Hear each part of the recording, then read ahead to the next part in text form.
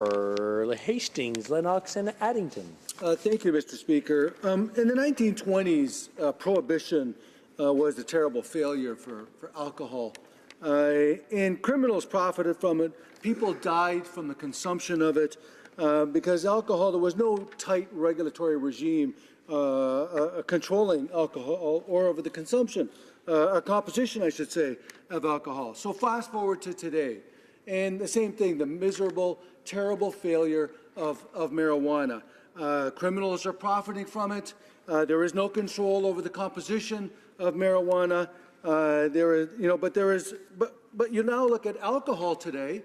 There are tight controls, a tight regulatory regime over alcohol, and it's created a much more responsible environment around the consumption of alcohol and, more importantly, the composition of alcohol. So would the member not agree that by ending prohibition of cannabis will actually be be beneficial to society? Thank you. The honourable member for Charleswood, St. James, Assiniboia, Headingley. Thank you, Mr. Speaker. I would agree with the honourable member.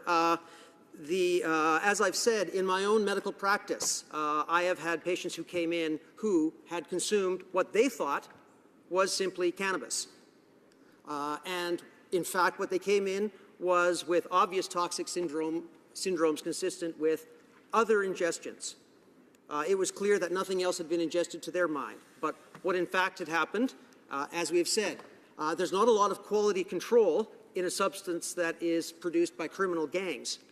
And we had people seriously ill based on the contaminants that were put in. This will lead to a strictly regulated product that is not available to the public unless it is subject to strict quality controls, like we now have today with alcohol.